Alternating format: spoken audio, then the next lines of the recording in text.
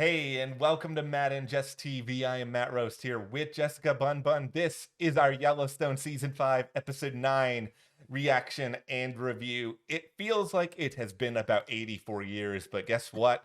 We're back with what I think is actually one of the most anticipated and talked about TV events in a very, very long time. Oh, everybody's been waiting for this. I had so many texts today from friends and family members being like, "Do you think John Dutton's going to end up at the train station?" I'm Yeah. just like, he absolutely is, but we'll just see how it all comes together. Yeah, there's going to be a lot of real talk in the early going in this video. And let's just start things off here by saying that there was no other way that John Dutton was going to continue on this show. You are not going to take the Logan Roy of Yellowstone, one of the most Right. iconic TV characters of the past 20 years, and throw them off screen with no explanation and justify the show. The Office barely was able to do it with Michael Scott, and they had a proper goodbye episode for Michael Scott. I will say that Paramount really wanted to keep this as much of a secret as they possibly could, even though Yes. there has been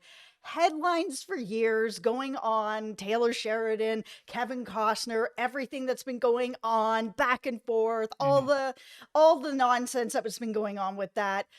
But I'm going to say Paramount really put it out there in the trailer for this season that Kevin Costner was all over that trailer. And as I was watching the trailer before the season, I'm just like, there's no way. Like, he is in this trailer, like, he is in the whole second part of this season, and he is absolutely not. I gotta say, I do feel really bad for some people out there because Jess and I, we live in a TV bubble here because we Yeah. work in this industry. We've worked in it for well over a decade now. So we know all the comings and goings, but there are, and I guarantee you, there are people out there who did legitimately think that John was going to be in this episode who maybe don't Yes. watch a lot of other TV. And I do feel very, very bad for them. You know, who I do not feel bad for is Kevin Costner, and we will get into that in a moment because there is a lot to say about the meta conversation around this show. Before we do go any further and dive into episode 9, Costner, so much more, hit that subscribe button because we will be here through the remainder of Yellowstone. There Mhm. is a lot more to come this season. You know, there's talk about a season 6 with Beth and Rip. There's a lot of mysteries there, but we will be here until this show goes to the train station. So hit that subscribe button because we don't want you to miss anything else. We are also going to be covering Landman, which is also going to be coming up on Paramount, and we're going to be covering it exclusively Mhm. at our Patreon. We will have a link for you below if you want to join our Patreon. It helps Matt and I here at the Yes. channel, and it gives you access to all of our weekly Landman reviews that we're going to be having up over there. So thank you so much to everyone who has joined already. Thank you guys. We really, really appreciate that. And now let's just go ahead and rip the Costner band-aid off Yeah. because we basically have been stewing on this for well over a year and we haven't had any Yellowstone to talk about, so we haven't had a chance to really dive deep into what is the most disastrous move I think I've seen an actor make since Charlie Sheen on Two and a Half Men. Why did Costner do this? Now, I understand movie legend, big movie career, other movies that he wanted to make, a lot of the back and forth, he said, all of that is very, very well documented.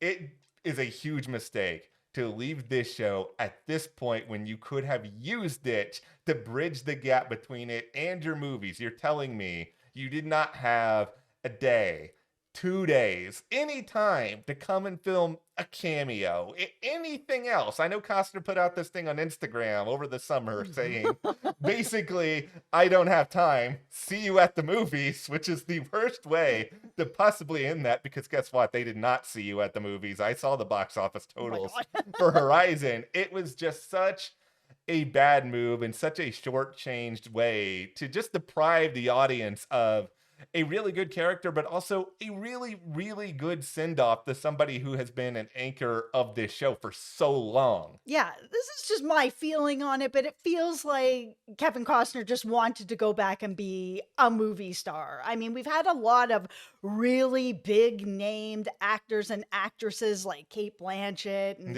Yeah. Harrison Ford that have been moving over to TV. And TV's become such a huge medium. I mean, it used to be there was was a hierarchy where it was kind of like theater, TV, and then movies, Yeah. right? And if you were a movie star, you would never do TV. You could move from TV to movies, but you would never be a movie star and move to TV. And that is not the case anymore at all. I mean, there's a lot of TV shows that are even bigger than movies are, and so many huge movie stars have come to do TV shows. So it wasn't surprising that Kevin Costner was like, okay, I'm going to do this. I'm going to do Yellowstone, which is easily like one of the biggest shows on the planet. It is so huge. It's just a massively celebrated show. I am somebody who doesn't have any background in farming, cattle, ranching, nothing. This is not a show that would normally speak to me, this genre of cowboy show. I love this show. Like, from the minute I watched the pilot, I was like, I don't know how this is happening to me, because I've watched so many like Westerns and tried to get into this content. And I'm like, I can't do it. And then along comes Yellowstone that opens up the door for everybody. This show is for everybody, and there's nothing like it. And that's why it is such a huge mistake that he did this. Now, I will give credit to Paramount, the cast, the crew, everybody who has done a very good job throughout this publicity tour, which, by the way, was hilarious because they could not say anything about what this season was actually about. This is one of the most secretive episodes I think we've encountered in a decade plus in this industry, but they continue to kind of give us these lines of, oh, eventually this was going to be the ending anyway, that John wasn't going to be there for the final episodes. It's hard to say whether or not that's actually the case, or if this is some very delicate retconning on whatever was the original plot here. But these episodes that we're in right now, the second half of season 5, the Costnerless Yellowstone, this is the end of the story that was originally devised. So if we do get that season 6, and it is in talks with Kelly Reilly, Cole Hauser, who play Beth and Rip, it's going to be something kind of new, but this is the end of the Dutton saga that we've come to know and love. So the promotion can be very, very confusing. That is the reality. Yeah. And I mean, if we get another season with Beth and Rip, and it feels like they are setting that up from this episode, like there was this huge death of John Dutton, but this episode was about Rip. I mean, we had so much of him and getting back into his character and how he's running things and how he interacts with people. I mean, they're really raising him up to bring this back for a season 6. And I don't think anybody's going to be upset about that. Yes, we all wish that Kevin Costner had made a different decision and decided to stay on this show, but he didn't. And that doesn't mean, though, that this show can't handle itself without him. They can. Without a huge star, this show can go on and it can still be really interesting. I love Beth and Rip. I love Jamie, and I know that that's going to be something that I'm going to have people in the comments being like, what are you talking about? He is the best character on this show. Whoa. I said what I said. I absolutely love him. He's such a coward and he's so weaselly, and he's such a villain, but he's so good at it. He's so compelling. I think that the characters on the show can easily hold this show together without John Dutton. Well, the reality here, once again, we're staying in real talk, people. John's not the best character on this show. He's never been. No, it's Jamie. Okay, it's actually Casey. Casey's my favorite character No, it's on actually this show. Jamie. No, Jamie is a great villain. See yourself out. No, Jamie, I'm gonna be like Rip in this episode when those two like hippie-like people wanted to pet one of the horses. You're just like, no. No.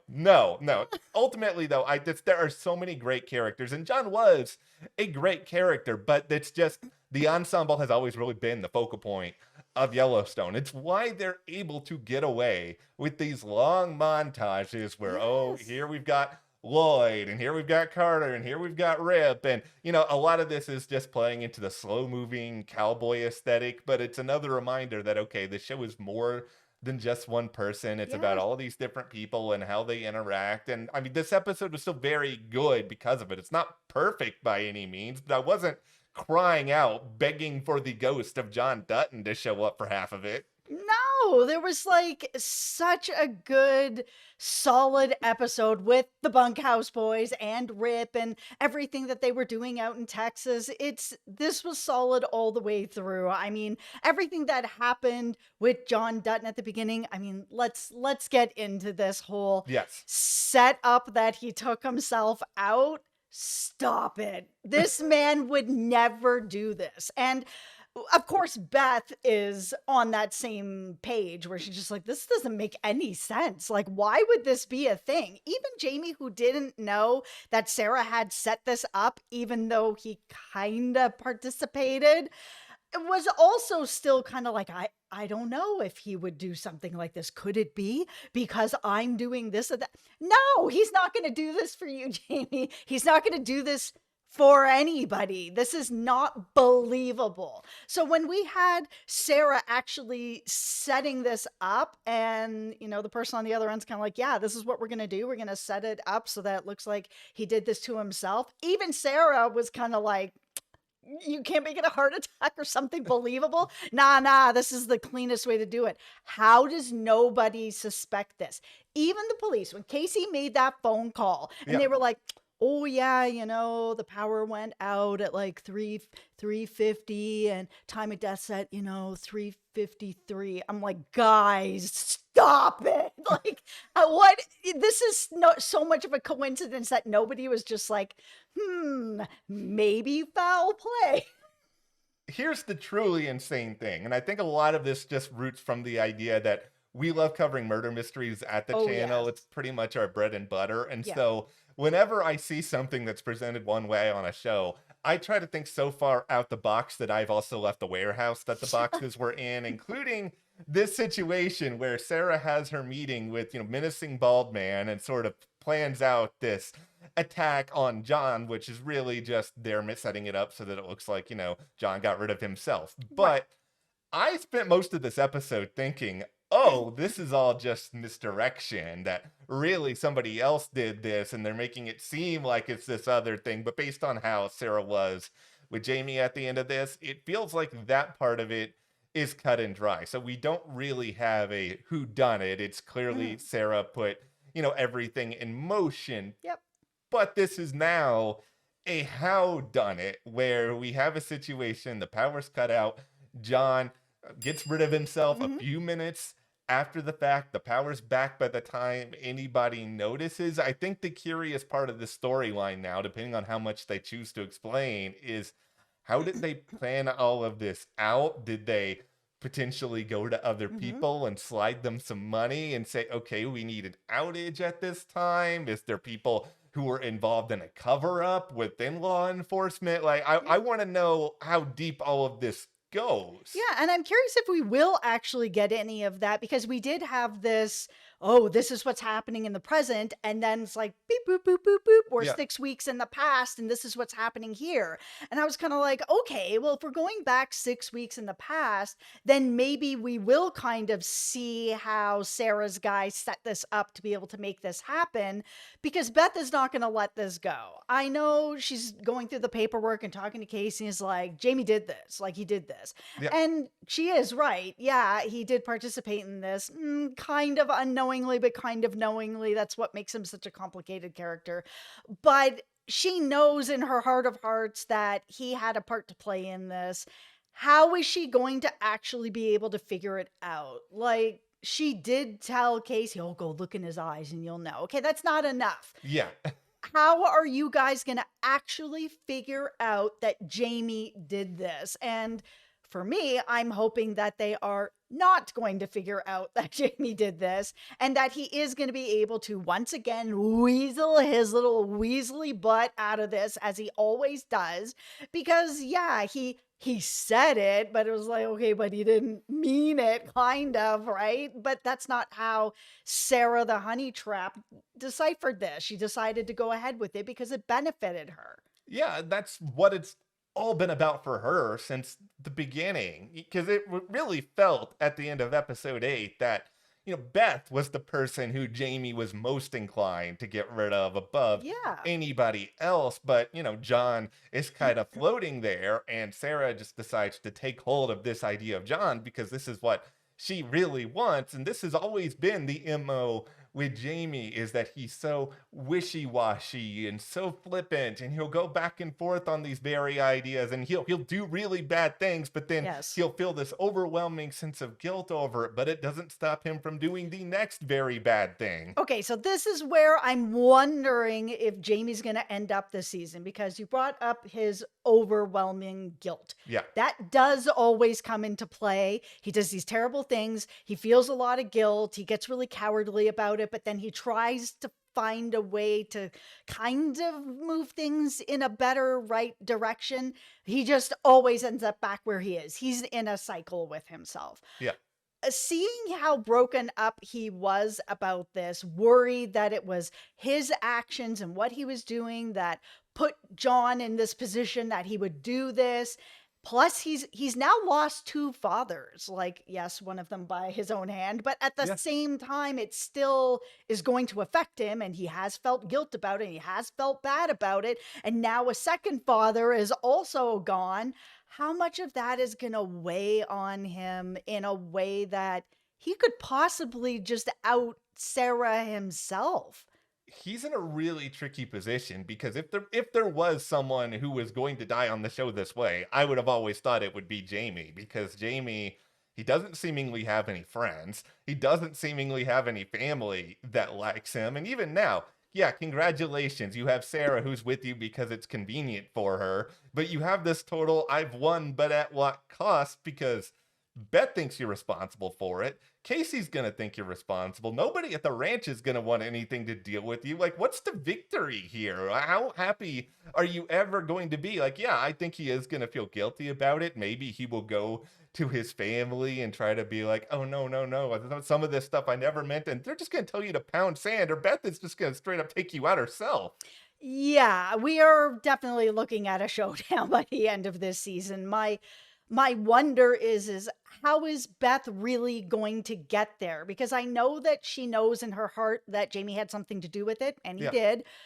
But I think she's going to want real proof that he really had something to do with it, so that she can show her brother, show her husband, this absolutely happened, and it happened because of him. Yeah. Even if he didn't pay for it or he didn't organize it, he said it, and he started to get that ball rolling, where Sarah was like, we were talking about it. Why do we have to have more discussions about it? You asked me if I had a guy. I told you I had a guy. Here's the guy who's done his job. Why are you crying over this? You started this train rolling.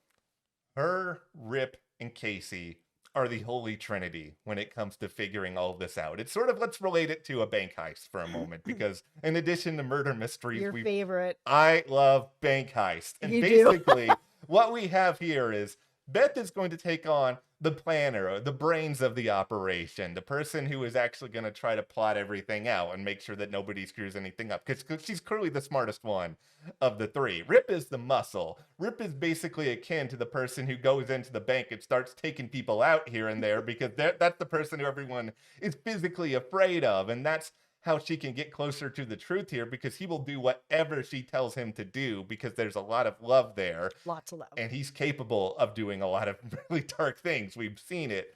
Casey is the everyman. He is the undercover mole in the operation, who's very smart, but also very personable. And if you're doing, whether it is a bank heist or an operation to take out your adopted brother, who is a very, very terrible villain, you need a guy like Casey who can get you information from the inside. This episode ended with Beth running into Rip's arms and her just falling apart. Yeah. I can't wait for the next episode, because I want to hear what Rip thinks of this, because there is not nearly enough people that are questioning that John would do this. Like, when this started and this was the setup, no way would I ever believe that somebody like John Dutton would ever decide that this is the way. There's just no way. I was really happy that Sarah even said that as well. It's like, I don't know that anyone's really going to believe this. No, don't worry. We got you covered. And right now it mostly feels like Beth, who's like, I don't believe it. It's Jamie. But because she's been on this "it's Jamie" train for so long because her and Jamie have other beef, long-standing problems with each other. She's going to blame him for everything. I mean, she could burn her pasta and it's Jamie's fault on the other side of town. So she's going to feel this way no matter if it was Jamie or not.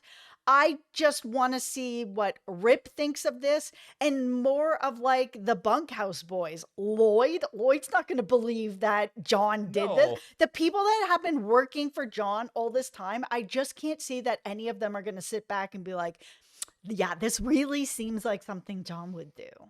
This just feels akin to one of those big old fires that you're worried about in Texas when they were sort of around there talking about it, where you have a spark and it starts to spread really, really fast. I think everybody at the ranch eventually is going to be on this same page. It's okay, John would never do this. I think the Right. problem, and this is what, evil bald guy and Sarah are probably hoping for at this point, is just, okay, yeah, sure. You guys may think this. Everybody who ever knew John may think this. And I think that's probably the case. I mean, like you just said, who would ever think John would do this? But can you prove it? And if you can't prove it, does any of it really matter? Because you can talk and talk and talk all you want, but that's not an action. That's not a cause to arrest somebody. Absolutely not. But those cameras going down and then 3 minutes later this happens, there's so much smoke on that there has to be a way for Casey to push some sort of a further investigation on this. I mean, it's so suspicious. It doesn't make any sense. And what would be the motive that John would do this? Because he was getting pushed out of office? He didn't even want this job. Like, he wants to do other things. Yes. Like, that's not something he's like, oh, I better go to the bathroom and do this. That's something that he would be like, okay, well, what's next then? Okay, cool. I'll go back to ranching. Like, there's tons of other things that he would want to do rather than this. I think the biggest weakness of this episode is just that all of everything we have talked about in the first 21 minutes is the most compelling stuff in here.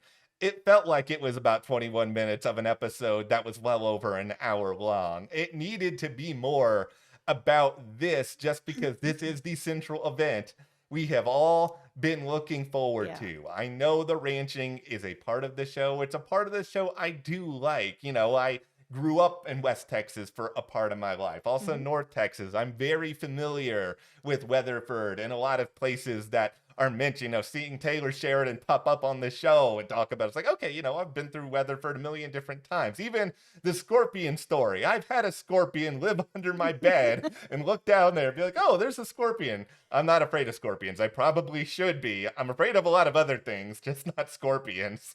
It's just, that's all entertaining, but that's not actually the main focal point of this episode. And that's not what a lot of people were waiting to see for a good, 20, 21 months since the last episode aired. Yeah, that was my biggest issue with this is when they were like, okay, here's what happened. Okay, cool. We've learned what happened. Like, let's get into the meat of how it happened and how is anybody going to believe this and how are they going to find out the truth? And it's like 6 weeks earlier, I'm like, here we go. Okay, they're going to get into all the meat and potatoes of it all.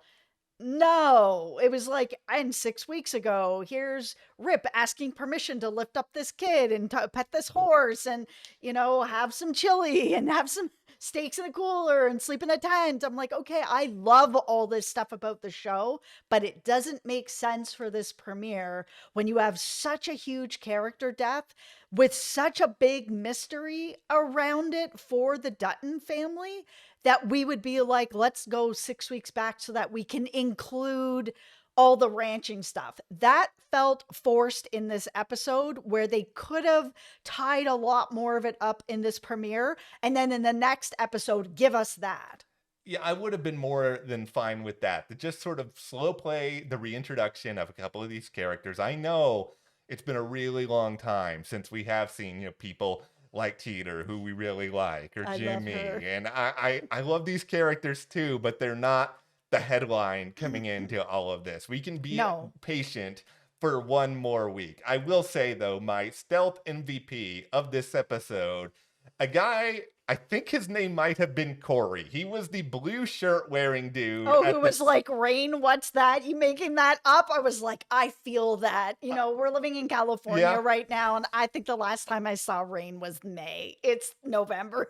I'm sure that was an actor, but there is a part of me that feels like Taylor Sheridan walked around the 6666 ranch, which he has an ownership stake in. He just found a cowboy and was like, here, say these lines for me, because I have met that person at least 5 times. You can quibble with a lot of Taylor's writing here or there, but when it comes to like the quips and making these characters get really relatable, like that is it. He has figured that part of this show in this world out to a T. I just think that the reason we went back those 6 weeks is because they are setting up Rip to be the lead of the show going forward so that we can move into these next few episodes, end out this season, and get people on board that Rip is now the person that's going to be running the ranch. He is the new lead of the show. He is a real cowboy. He's got the spurs. He's ready to rock and roll, and he's got this. And he's married to a Dutton, and all of this makes sense. To spend the time with him, I just feel that they needed to spend this time taking care of the John situation, that we have lost this major character, this huge actor from the show, this huge mystery around it, to just give us that, tie it up in the premiere so that we can then move into, okay, Rip is going to be the next person we're all going to get behind, because we're all behind him already. Like, this is not a hard leap. No, it's not something you guys have to sell us on at all. I mean, you can do Yellowstone spinoffs. You can do the Colby Teeter love story, and I'll be here for that. I will be wearing Bunkhouse Boys. That's what I've been waiting for. Yes. That's the spinoff I want. No, it's like, it's going to be a really easy sell for any of that. You don't have to push any of that hard. I will just say this. When we had the flashbacks and we were kind of seeing some of that play out, before we had confirmation of anything, the other really crazy theory I had bouncing around in my brain was that they were setting this up so that we would see over the next few episodes a lot of different suspects, and we were going to kind of play out a who killed John mystery that way. And yeah, it seems like that's pretty much out the window now. And I do wonder, is it a mistake for them to have put that out the window at this point? They could have had a mystery here. They could have played that out, but clearly they don't want it. Listen, for us, we love murder mystery here at the channel. So like, we were really excited about the idea that they could decide to go in that direction, and it would have been a really fun season to be like, oh, who did it kind of thing. But I do think that they've left enough mystery on the table of how is Beth and Casey and Rip going to actually figure out what happened? Because I feel like they will. I don't think they're just going to go through the rest of their life being like, well, this is what happened. I guess we're just going to eat this lie and move on forward, because I just don't think that Rip is going to believe it. I don't think Lloyd's going to believe it. Obviously, Beth doesn't. I think Casey heard those timestamps and was like, that's kind of weird. That doesn't make any sense. Like, I think there's enough there that they're not going to let it go, and they will find a way to dig in deeper and figure out what happened. But I think they really wanted to take these last few episodes of the last half of the season to focus in on what they're going to have for season 6 if they decide to move into a season 6, and see if the audience, us, are here for a show without Kevin Costner in it. And for me, I'm here for it. Kevin Costner was part of this show, but he was not all of this show. There are so many different heartbeats of this show. Yellowstone still more than works. I mean, we can come out of this feeling really good that it's back. You've got a few different narratives going. There's a lot happening, I think, beyond just the mystery here. We've got like this Succession-like plot line. I'll say above all else, for this being a 2024 show in an era where we have a lot of anti-heroes, a lot of people living in a morally gray area, this is still really a classic, here are the good guys, here are the bad guys. Who's going to win? Even though, yeah, sure, the good guys curse like sailors and do a lot of immoral things, it's still very clearly good versus evil. And that's kind of both an outdated but also interesting premise for the rest of this show. We also have the mystery of why Tate wasn't recast, because he's like a full-on adult now. Like, he pulled up and I was just like, who is this person? And even he was like, hey, I'm a kid. I'm just like, your voice does not sound like a kid. You sound like you are a full-on adult now. You are probably like whatever, 14 or 15 years old. But like, I know so much time has passed, but it's only supposed to be 6 weeks. And that doesn't happen in 6 weeks where you've gone from being like looking like a kid to being taller than your dad. Yellowstone season 6 is gonna show up. Tate is gonna be 7 feet tall. Oh He's my gonna have like goodness. a 2 foot, like, he's gonna look like ZZ Top, and he's gonna come in and be like, "Hi, Dad. I'm still a kid." Yeah, here's the thing. I understand that they probably felt bad recasting him to be like, okay, Yeah. we had the strikes and everything that happened. It took so long to come back, and we feel really bad about recasting him because it's not his fault that he grew up. Yeah, it's not his fault that he grew up and he grew real tall. But he's not that old on the show, and there still has to be believability in that. And I'm really sorry to this actor, but like they needed to recast you. I'm so sorry. It was a big distraction, and Casey is my favorite Put, character. put a mustache on older Tate and Oh, make him a bunkhouse boy. Make him somebody completely different. Put that's a hat on him, put a mustache on him, continue to make him have a job there. look at you, solutions I didn't even recognize him. oriented. I wouldn't have recognized him. Well, that's where we are coming out of this big return for Yellowstone. Lots going on, some good, some bad. We'll see exactly where things progress. Costner, I wonder if you're off somewhere shaking your head, having the regrets. Leave it in the comments, Kevin, if you're still watching. That's all right. We're having regrets for you. Yeah. You really messed up leaving Yeah, the show. you really did. Come back for a cameo. But all right, hit that subscribe button a lot Ghost. more. John Dutton.